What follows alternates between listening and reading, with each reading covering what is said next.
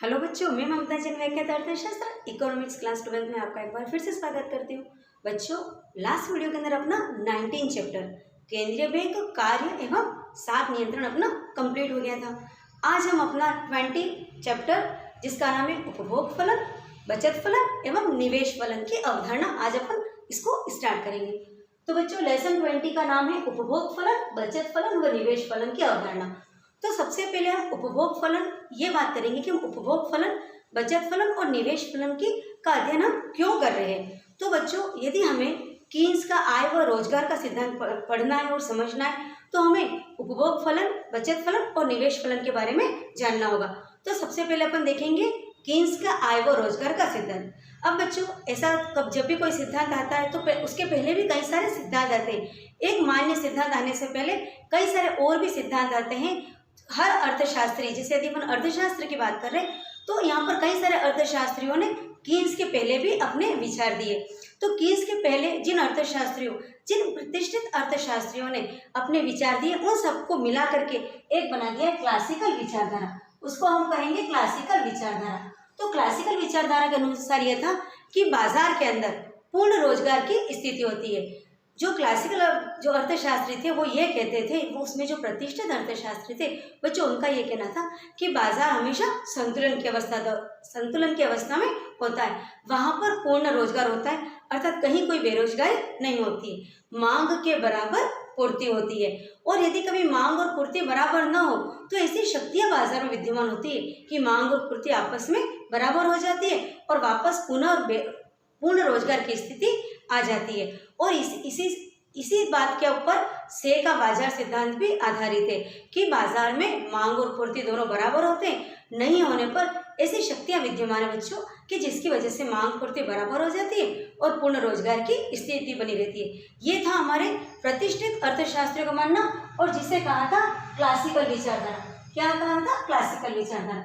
लेकिन 1929 से लेकर 1933, 1929 से लेकर 1933 के बीच में अमेरिका और ग्रेट ब्रिटेन के अंदर आर्थिक मंदी का दौर आया।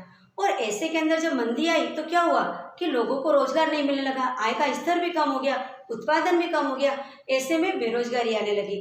तो इस आर्थिक मंदी के अंदर बेरोजगारी आई, इसका जो कारण था वो हमारे क्लासिकल सिद्धांत नहीं दे पाया, इसलिए क्लासिकल सिद्धांत यहाँ पर फेल हो गया। ऐसे में 1936 के अंदर professor John Bernard Keynes, professor J.M.. Keynes आए, जिन्हें हम समष्टि अर्थशास्त्र का जनक भी कहते हैं।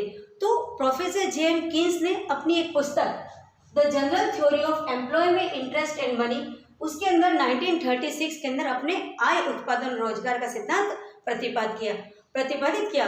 और उनके अनुसार बच्चों क्या था कि बाजार में कभी भी पूर्ण रोजगार की स्थिति नहीं होती है। उनके अनुसार यह था कि बाजार में हमेशा अपूर्ण रोजगार की स्थिति होती है। और कीन्स ने कहा था कि जो अल्पकालीन सिद्धांत है, जो आय और रोजगार का सिद्धांत कीन्स के अनुसार क्या था, ये अल्पकालीन सिद्धांत है।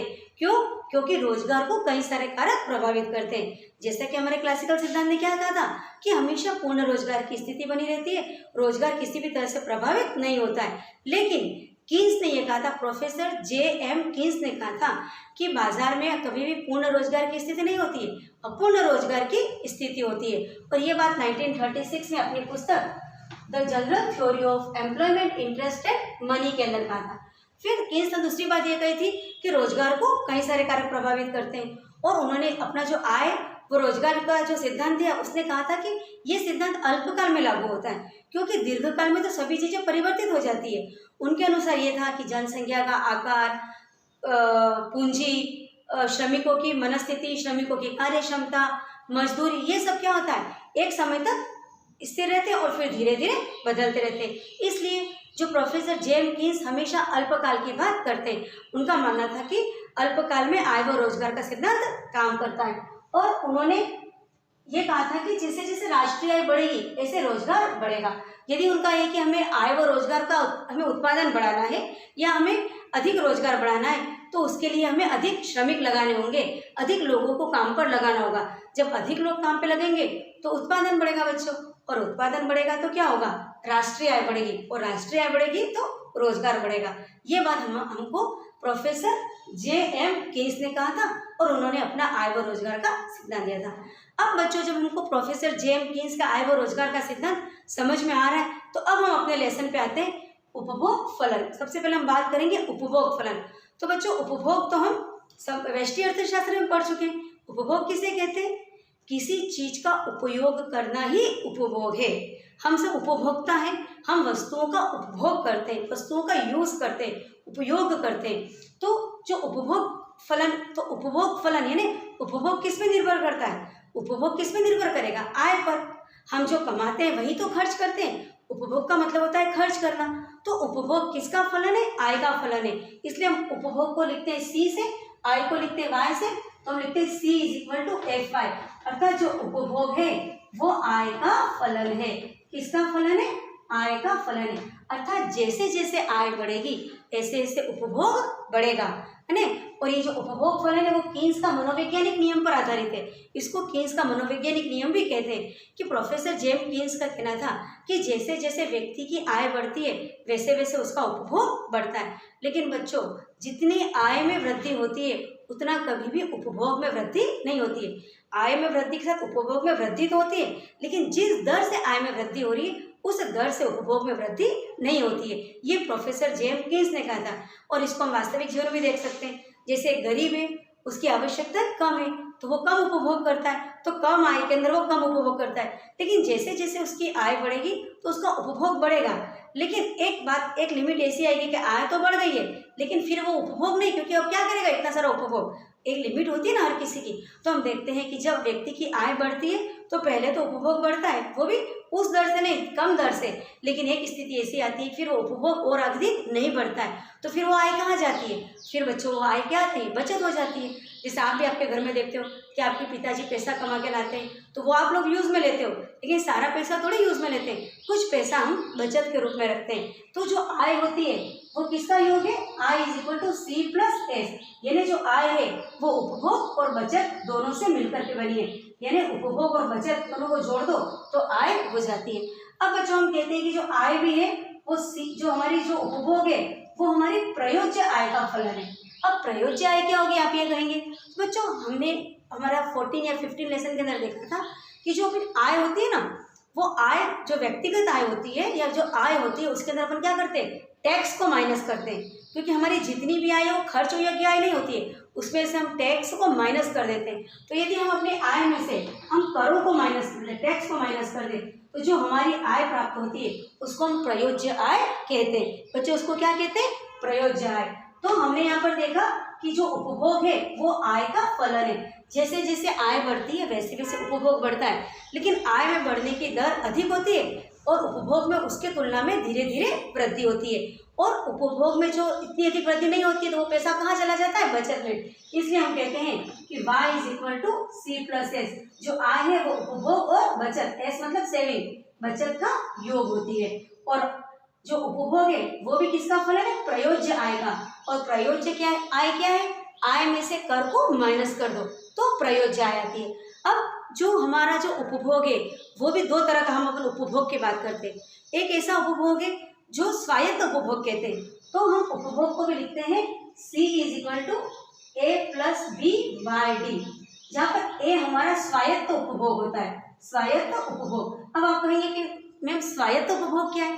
तो बच्चों यदि आपके घर में कोई भी कमाई नहीं है, कुछ भी कमाई नहीं है, आपकी कोई भी आय नहीं है, लेकिन कुछ तो उपभोग होगा, आपको खाना तो खाना पड़ेगा, कहीं रहना तो पड़ेगा। यानी व्यक्ति के पास जब आय जीरो होती है, उसका कुछ भी आय नहीं होती, तब भी कुछ उपभोग होता है जो आय पे डिपेंड नहीं है। हमारा कुछ उपभोग ऐसा है कि चाहे कम कमाए कुछ ना कमाए तब भी हमारा उपभोग होता है, उसको हम कहते हैं स्वायत्त उपभोग। क्या कहते हैं बच्चों? स्वायत्त उपभोग। और जो उपभोग प्लस बी बाई डी, मतलब यदि जो बाई डी है वो हमारा बी बाई डी क्या है? सीमांत उपभोग प्रवृत्ति, यानी जो उपभोग आय के साथ चेंज होता है। तो आय में परिवर्तन से उपभोग में जो परिवर्तन होता है उसे हम उपभोग सीमांत प्रवृत्ति या सीमांत उपभोग प्रवृत्ति कहते हैं। तो जो हमारा उपभोग होता है वो C is equal to A plus B by D होता है, और अपन बी बाई डी को निकालते हैं delta C upon delta Y, अर्थात अतिरिक्त आय से अतिरिक्त उपभोग। दोनों का जो अनुपात होता है वही BYD होता है। क्योंकि बच्चों जो उपभोग होता है वो दो तरह का होता है। एक ऐसा उपभोग जब आप कुछ भी नहीं कमा रहे तब भी उपभोग हो रहा है, उसको अपन ए या स्वायत्त उपभोग कहेंगे। और दूसरा होता है उपभोग की सीमांत प्रवृत्ति, यानी जो उपभोग हमारा आय पे प्रभावित होता है। आय बढ़ने के साथ साथ जो उपभोग बढ़ता है उसको अपन उपभोग की सीमांत प्रवृत्ति कहते हैं। तो यदि हम इसको एक ग्राफ के अंदर प्लॉट करें और यदि हम बताएं कि हमारा जो उपभोग की सीमांत उपभोग है वो यदि हमारा एक सरल रेखा है, C = A + BY एक सरल रेखा है। कैसे? हम क्या कर रहे हैं, एक्स अक्ष के ऊपर हम यहाँ पर आय ले रहे हैं, यहाँ पर हम आय ले रहे हैं और इधर अपन ने उपभोग ले लिया।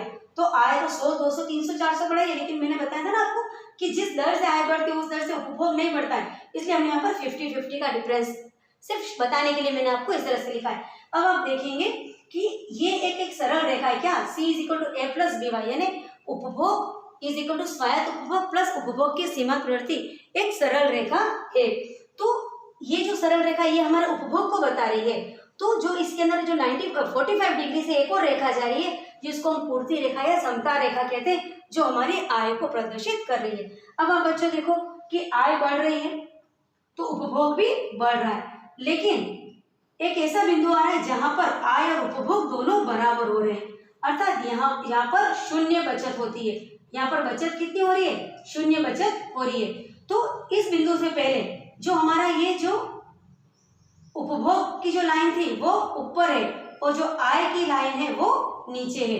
तो यानी जिस वक्त जब हमारा पहली ऐसी स्थिति होती है कि हमारी अबचत अधिक होती है और बचत कम होती है, यानी हमारा उपभोग अधिक होता है और आय कम होती है, क्योंकि हम ये देख रहे हैं कि जब यहाँ पर तो क्या है, हमारा उपभोग की रेखा ऊपर है और आय की रेखा नीचे, जो ये बता रही है कि प्रारंभ के अंदर हमारी आय कम होती है और उपभोग अधिक होता है। लेकिन एक ऐसी स्थिति आती है जहाँ पर आय और उपभोग दोनों इक्वल हो जाते हैं, जहाँ पर इसको कहते हैं शून्य बचत की अवस्था, और ये था अबचत की अवस्था, यानी ऋणात्मक बात होती है, यानी घाटे की बात हो रही है। तो यहाँ पर क्या हो रहा है, जहाँ पर आय और उपभोग y = C हो रहा है, यहाँ पर क्या हो रहा है, y = C, अर्थात आय बराबर उपभोग है, यानी शून्य बचत हो रही है। इसे ही हम ब्रेक इवन पॉइंट कहते हैं। तो ब्रेक इवन पॉइंट के ऊपर आय और उपभोग दोनों बराबर है, लेकिन ब्रेक इवन पॉइंट के पहले हमारा उपभोग अधिक है और बचत कम है, अर्थात अबचत की स्थिति है। लेकिन बच्चों यहाँ पर देखो कि शून्य बचत के पास वापस हमारी आय बढ़ रही है और उपभोग कम हो रहा है, अर्थात यहाँ पर क्या हो रहा है, हमारा जो उपभोग था उसके साथ में बचत भी आ गई है। तो यहाँ पर ये हमारी जो उपभोग रेखा, ये तो हमारी बचत पूर्ति रेखा है जिसको समता रेखा भी कहते हैं, और ये जो रेखा ये जो यहाँ से स्टार्ट हो रही है वो हमारी सरल रेखा है जो हमारे उपभोग को बता रही है।